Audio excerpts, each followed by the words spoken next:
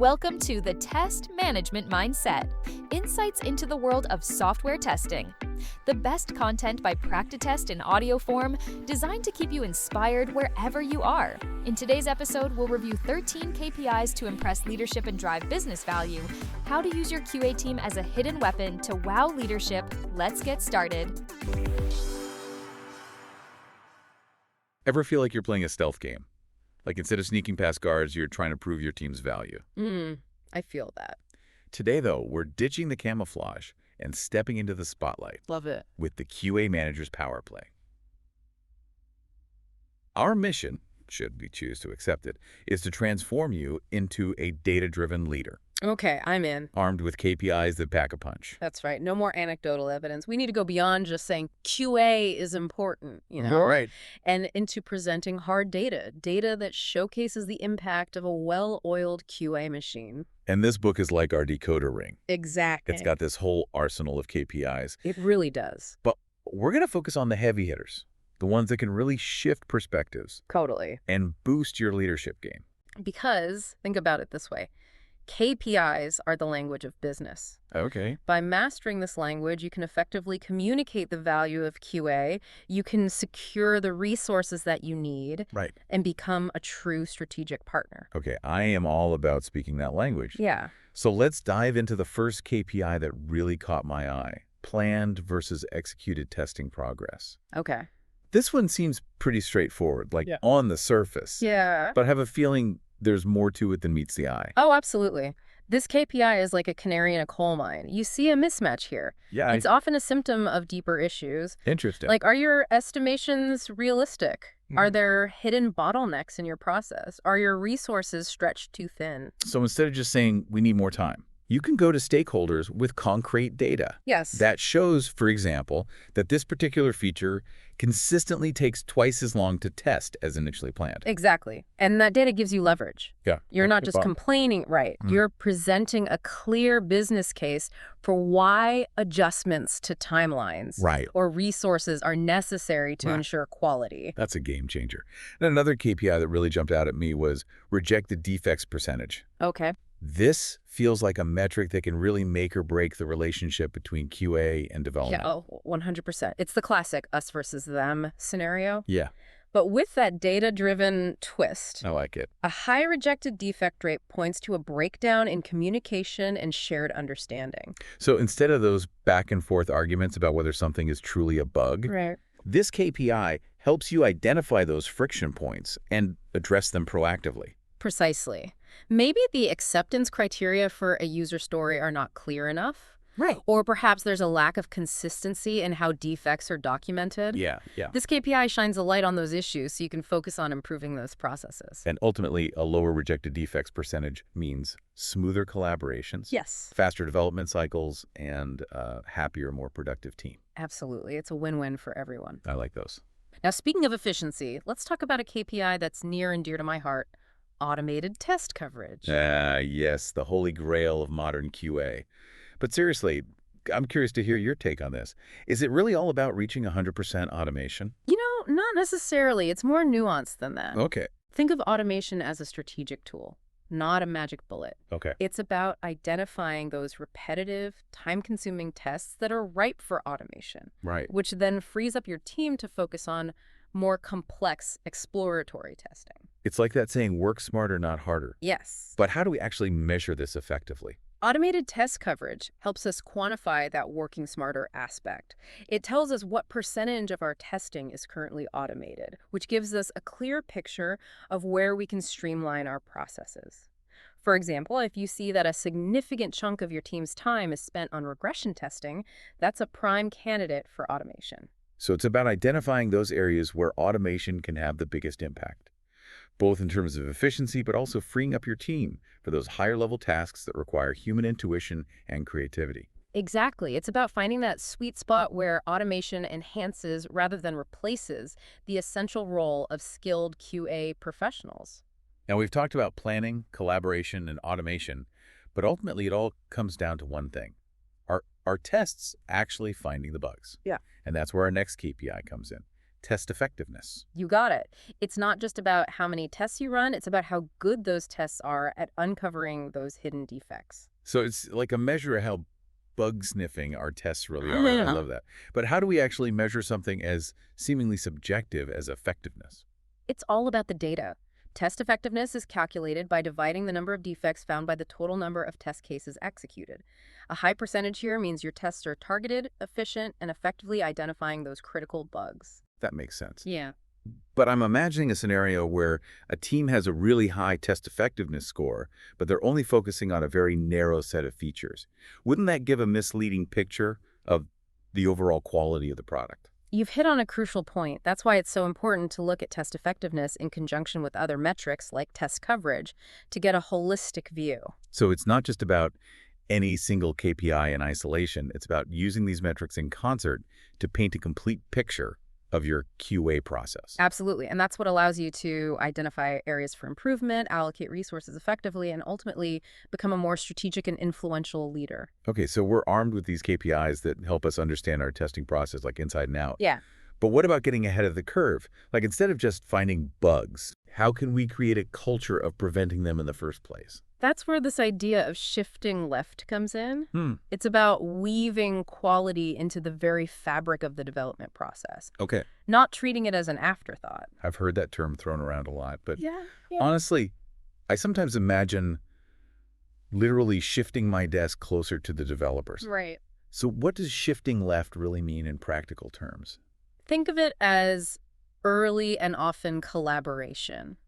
Okay. Instead of waiting for a feature to be like thrown over the wall to QA, Yeah. we're involved from the get-go, Mhm. reviewing designs, participating in code reviews, Right. basically injecting that QA mindset early in the game. So less like playing hot potato with bugs Yeah, and more like a team sport where everyone's invested in quality from the start. exactly. And to measure how effectively we're shifting left, we turn to the KPI shift left testing percentage. Okay. This metric tells us what portion of our testing efforts are happening in those early stages of development, like Right. unit testing, integration testing. So a higher shift left testing percentage means we're catching those bugs before they have a chance to multiply and cause headaches down the line. Precisely. Imagine this. You're building a house. Okay.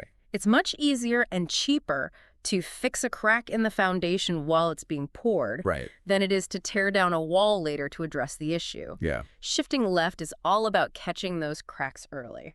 That's a construction analogy I can get behind. There you go. But let's be real, even with the best intentions Right. and the best KPIs, Sure. some bugs are going to sneak past our defenses. And- What then? You're right. It's an imperfect world. Right. That's why we track internal defect leakage. Right. This KPI acts like a smoke alarm, Okay. alerting us to those bugs that managed to slip through our early testing efforts. Right. And were only discovered later, perhaps during system testing or even, dare I say it, in production. Ooh, yeah, scary. Yeah. Okay, so a high internal defect leakage rate is basically a sign that we need to tighten up our game.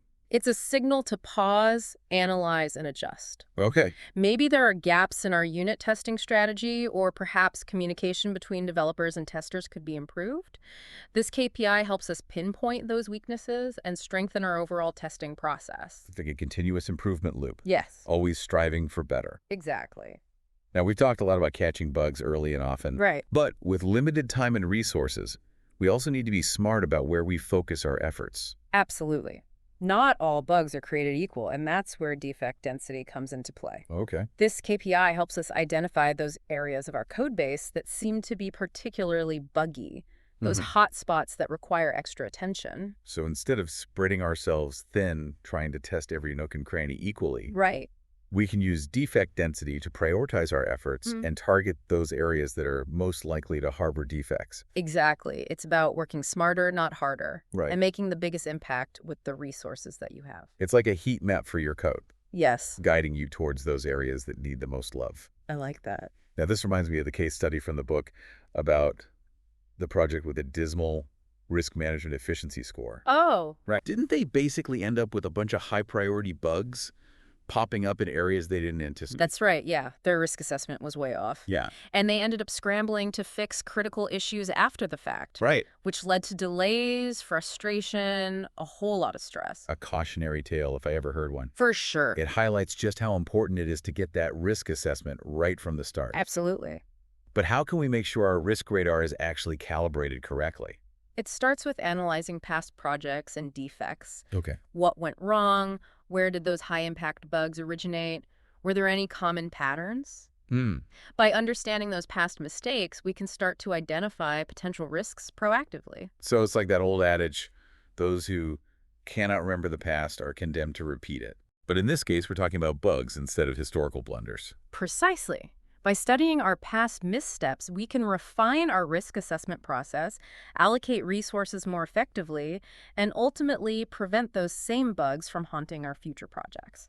It's amazing how these KPIs can almost give you like QA X-ray vision. Right. You can see where potential problems might crop up. Yeah. But we're not just building software in vacuum. No, not at all. It's all about the people actually using it. 100%. Yeah, you could ace every internal metric. Right. But if the user experience isn't smooth, those successes, they don't really matter as much, Which brings us, I'm guessing, to a whole other class of KPIs, those that are really focused on the end user. Right on. And one that, I'll be honest, keeps me up at night is escaping defects rate. Because no matter how tight our processes are, some bugs, they just inevitably slip through to the wild. Those are the ones that make you wince a little bit. Oh, yeah. Like, oh no, that made it past us. Exactly. But instead of wincing, we measure, right? This KPI, it helps us track not just the number of those escaped bugs, Right. but also their severity, how they were reported, were they known issues beforehand? It's about learning from those escapes to make our defenses even stronger.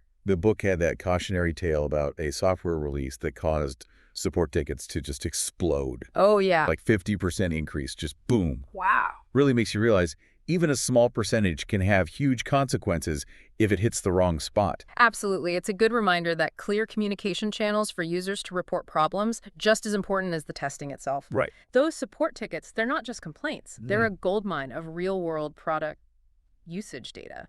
And data we can use to actually measure the impact of our work. Exactly. Which reminds me of the user story impact KPI. Ah, yes. Mhm. It's easy to get caught up in shipping features on time, right? All right. But this KPI, this cuts to the chase. Okay. Did that feature actually achieve what we intended for the user? Right. Are they engaging with it as expected, or is it creating more confusion than it solves? So it's almost like holding a mini postmortem on each feature, but data-driven. I like it. Did this button actually get people to click it? Did this new workflow actually streamline their process or just add more steps? You've got it. It requires us to set clear, measurable goals for each user story from the outset, and then track. Are we hitting those goals in the real world? It's like Moneyball, but for product development. Okay. We're using data to make sure we're investing our time in the features that actually matter. I like the way you think. And when we get it right, it shows in the ultimate user-centric metric, Net Promoter Score, Yes. or NPS, as it's known. The classic, how likely are you to recommend us? Question. Yes. Seems so simple, but there's so much writing on those responses. It's simple, but it is potent because it goes beyond just, are you satisfied? Okay. And gets at, are you loyal? A high NPS usually means you're not just meeting needs, you're exceeding expectations, you're creating advocates for your product. And conversely, a dip in that NPS is a blaring alarm to figure out what's going wrong. Yes, absolutely. Maybe a recent release introduced too much friction or a key feature isn't as intuitive as we thought. Precisely. And the beauty of NPS is you can segment it, Right. See if certain user groups are less happy or if feedback seems to correlate to specific updates you made.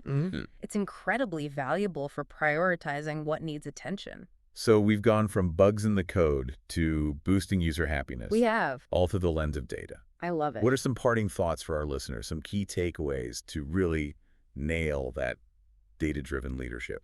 I'd say embrace curiosity, Don't be afraid to dig into the numbers, even if it's not your comfort zone. Right. Ask why, a lot. Yeah. Connect those KPIs back to the bigger picture of what you're building, who you're building it for. Because at the end of the day, these KPIs aren't just some abstract metrics. No. They're tools to help us build better products, create smoother processes, and ultimately become more effective leaders. Couldn't have said it better myself. And that's a wrap on our deep dive into the QA Manager's Power Play. Great book. We hope you've walked away with some actionable insights to level up your leadership game. Absolutely. As always, thanks for joining us on the Deep Dive. Thanks, everyone.